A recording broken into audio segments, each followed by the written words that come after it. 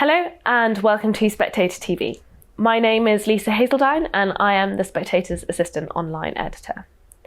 Over the weekend, Volodymyr Zelenskyy, the Ukrainian president, met up in Switzerland with his allies to discuss potential peace talks in the ongoing war against Russia. Olaf Scholz of Germany was there, Emmanuel Macron of France was there, as were various other world leaders, including Britain's Rishi Sunak. But one crucial figure was missing, and that was Russia's Vladimir Putin. Pointedly, Russia wasn't even invited to these discussions. So, what is the point of peace talks without one party of the war present? In this week's magazine, Owen Matthews discusses that question exactly. He joins me now to talk about Ukraine, Russia, and the prospect of any upcoming peace. So, Owen, tell us about the talks. They didn't go to plan as Zelenskyy had hoped. Well, I think, the intention, as I understand it, from former members of the Zelenskyy administration was that it was a plan put together by Andrei Yermak, Zelensky's chief of staff, and the big plan was to show that the world stands with Ukraine, particularly the global south. And it's been something of an ongoing battle, basically, between the Ukrainians and the Russians, who have also sort of been making a pitch as a charm offensive. Last year, they had a sort of global Africa summit in St. Petersburg. But the problem was that the Swiss peace summit kind of backfired, unfortunately, because as it turns out, the support for Ukraine among the global south was not, in fact, as strong among many countries, including, crucially, lots of countries that actually have influence on Russia. So particularly India and Brazil that didn't support the final resolution, even though it had been very much watered down. And crucially, China that didn't even send a delegation. And Russia itself, of course, was not invited. And was Zelenskyy really expecting China to attend? I think he was, yeah. Well, because China has been masterly, basically sitting on the fence on Ukraine, because on the one hand, it's constantly repeats, and the essence of its peace formula, so-called, that China produced last year, was that it supports the principle of territorial integrity under the United Nations Charter, which you would think is exactly what Ukraine is saying. You know, our territorial integrity has been violated. But actually, of course, as we know in practice, China has also offered strong diplomatic support, although, in fact, not military directly support to Russia. And there's been a very strong effort by the Russians to associate themselves and to become closer Chinese allies. And at the same time, there's been an enormous growth in economic ties between China and Russia. But China decided to sit this one out. It basically ignored the summit. And I think that was another disappointment for Zelenskyy, unfortunately. And you mentioned as well, of course, that Russia wasn't invited to take part in this peace summit. So I was just wondering, is this a peace summit that the international community can really take seriously if one side of this war wasn't invited, wasn't present? Yeah, I mean, to be honest, it was kind of misnamed. It wasn't a peace summit at all. It was a continuing the war summit. Because Zelenskyy's plan, since he hasn't come up with another one, is essentially to continue fighting the Russians, and one can certainly understand why. Because the Russians continue to advance on his country, so it's not a question of Zelenskyy being aggressive. That's not what anyone, I think, reasonable would suggest, because his country is still under horrific attack, both by missiles and on the ground. So he's still fighting a sort of a war which he considers a war for survival of his country. The question is a little bit different, is how long is this going to continue, and how long can it continue? Because we saw in April, after 6 months of horrible political wrangling in the United States, with enormous difficulty and with the expenditure of enormous political capital by the Biden administration in the United States, they finally passed a long-delayed 60 billion supplemental military aid package for Ukraine. And that's what Ukraine is fighting on. Ukraine's war effort is entirely dependent on Western and international support. And the question is how long that can continue. And I think diplomatically, it was not a crazy idea to hold this summit to just sort of demonstrate to the world that, we still stand with Ukraine. But unfortunately, the bottom line has been that pretty much every bloc and nation in the world outside Ukraine itself has basically followed its own strategic and economic self-interest. And unfortunately, that includes some of Ukraine's strongest supporters in the EU. I mean, we think that the United States and the EU stand foursquare behind Ukraine, but actually, that's not really the case. I mean, as I point out in the piece, Europe has never sanctioned Russian oil, particularly. They put a price cap on it, but that's not nearly the same as a sanction or a ban. And they have never sanctioned Russian gas and continue to import quite significant quantities of Russian gas from Gazprom. So, and you can go down the list with every single country. India is making a huge amount of money from from importing cheap Russian oil. And lots of countries in the global south are very dependent on the supply of cheap grain from Ukraine. So the bottom line is that actually the global south especially, I think, has shown a certain impatience with Zelensky's forever war plan and would like it to end. It's interesting that you talk about the global south and how Ukraine seems to have sort of lost the attention of the global south. One of the leaders who did attend was the president of Brazil, Lula da Silva, but he nevertheless was talking in quite provocative terms, really, about how Zelenskyy was enjoying the war, as you write in your piece. So I was just wondering, I mean, that's, as I say, quite provocative language. That surely can't be the case, that Zelenskyy really feels that way. No, I think Luna's comments were pretty outrageous and offensive, by the way, because he claimed that both Zelenskyy and Putin are enjoying the war. I mean, it's conceivable that Putin is not displeased with the outcome of the war, but I don't think either of them are enjoying it. I mean, this is not the war. Putin is not fighting the war that he intended to fight. He thought it was going to be a quick 3-day victory. And obviously Zelenskyy is not enjoying it. I mean, that's completely outrageous of Lula to suggest that. I think the issue is for not just the global south, but for many people in the US and in Europe, is not whether you support Ukraine or not, but actually what realistic prospects are there for the end of this war. And that's another way of saying, what is the realistic possibility of Zelenskyy actually throwing Russians out of the territory and restoring the pre-2014 borders of Ukraine? And I think there's a growing realization that, you can be both against Putin, and it's important to note that none of this wavering of global support has anything to do with Putin's charm offensive. I mean, Putin's basically succeeded in charming nobody apart from King Jong-un in North Korea, where he just paid us an extraordinary state visit, which is purely Stalinist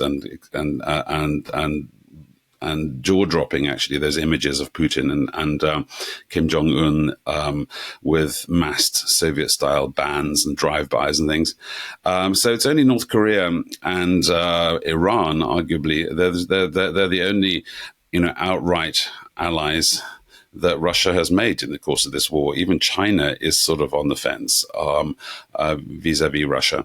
So it's not because all these people have suddenly decided that Putin is great and they love Russia and they think that Zelenskyy is wrong. It's not really that. It's a different issue, and it's a more serious issue because the answer involves a rather difficult set of considerations, and what I'm talking about is how to actually bring this war to an end without, in some other way, than continuing to fight on till a full Ukrainian victory on the ground and till there are no soldiers on Ukrainian territory. Because I think, many people, even, and I promise you, including in Zelenskyy presidential administration, have known for a very long time that despite being the stated objective of Zelenskyy, is actually completely unrealistic. So therefore the question becomes, how do we bring this war to an end without handing Putin a victory and without this being a major humiliation for the West and a disaster for Ukraine? Ukraine's allies have, in various ways, pledged unlimited support going forward in this war. But as you write about in your piece, there are some signs that enthusiasm in some quarters is waning. So I was just wondering, could you take us through what that actually means for Ukraine and how long that this can go on for? Surely something will have to give, whether that means stepping up more support on behalf of the allies or an undesirable outcome for Ukraine.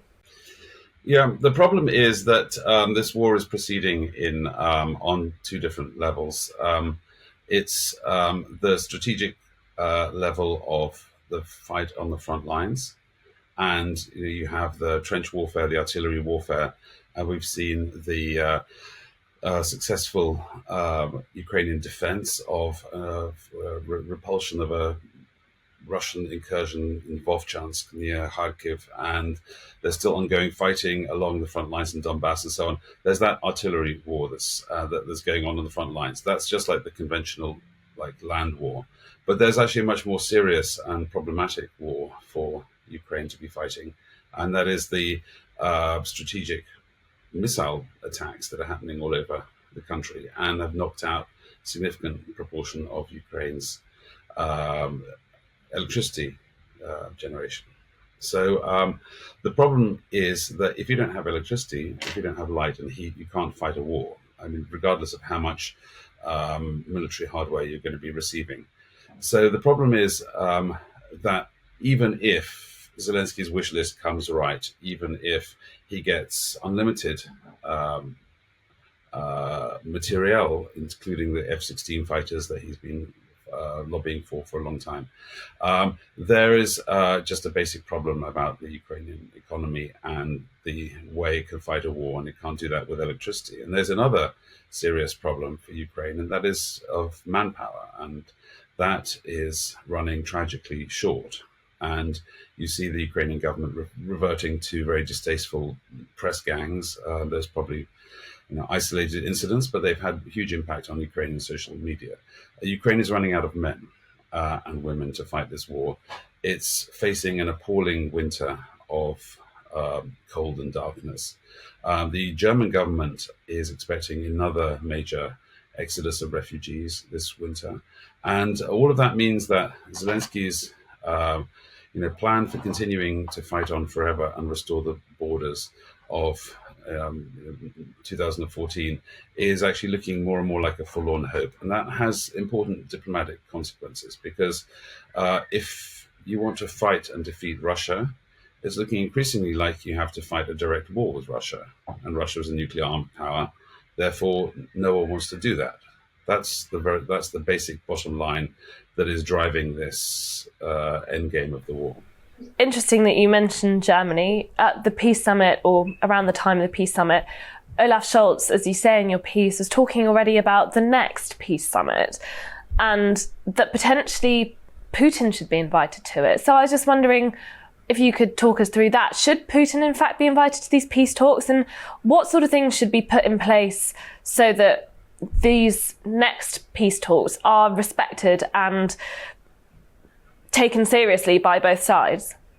The problem is that actually there's not going to be any kind of peace unless Putin is either compelled or somehow persuaded by his allies to actually adopt a different stance from the one he has that he occupies now, because he last week came up with what he claimed to be a peace proposal, was in fact nothing of the sort. It was essentially dictating terms of a Ukrainian capitulation, because he demanded that the Ukrainians return Zaporozhye and Kharkiv to turn over the capitals of both of those provinces to the Russians, which is clearly ridiculous and offensive and has nothing to do with peace at all. So the question becomes, in this endgame, how do you compel Putin to stop his offensive? And the obvious answer is to defeat him in the field. But as we've seen increasingly, even as the border is as the war is actually tactically spilling over the border with Ukrainian attacks using American missiles, particularly some medium-range missiles like ATACMS, in Belgorod and so on, against Russian missile launching stations. There's so far nothing. There's no golden bullet that actually the Ukrainians can use to impose a serious military defeat on the battlefield. And I don't think that providing more and more hardware is necessarily going to fix that problem. So therefore you're left with a diplomatic, civilizational challenge, in fact, for the West, and that is, how do you bring this war to an end without this being a complete humiliation for Ukraine and its allies, and de facto a victory for Putin? And there's a couple of examples of armistices or peace or ceasefires that have turned into long-term stable situations, and Cyprus is an excellent example of that. So Cyprus in 1974, it was invaded by the Turkish army in support of its Turkish-speaking minority in northern Cyprus. It's actually a rather similar situation to the Donbass. And the Greek Cyprus at the end of that war never recognized that a third of its territory was occupied. Nonetheless, it didn't stop Cyprus from joining the EU and actually becoming a successful democratic European state. And I think that's possibly one model. You just essentially stop the war, and without recognizing any kind of division or partition of Ukraine, you just maintain a legal fiction, such as has been maintained in Korea since the end of the Korean War. Neither side recognizes each other. Formally, they're still a state of war, but they can just get on with their lives. And that actually can be a relatively stable situation. Another example is Finland, because Finland fought a war against... Finland was invaded by Stalin in 1939. And after a remarkable and very brave resistance, actually Ukrainian-style partisan resistance, the Finns managed to knock back the mighty Red Army and continue as a free, democratic, prosperous, non-Soviet state, despite having lost 25% of their territory. Finland remained Finland; it never fell under the control of the Soviet Union. So there are precedents for diplomatic compromises. The one thing that I think we can't talk about is what perhaps Putin would like, which is a sort of big Yalta-style carve-up of the world with spheres of influence being marked out and so on. I think that's completely impossible. In other words, land for peace is impossible because neither Zelenskyy nor any other Ukrainian leader can formally cede territory to the Russians, because the moment anyone does that, Ukraine instantly becomes ungovernable. There are millions of people who have fought and bled and died for the future of Ukraine. There will be an enormous revolt. So we're not talking about a peace deal. We're talking about an armistice or a ceasefire. Owen Matthews, thank you very much for joining us on Spectator TV, and thank you to everyone for watching.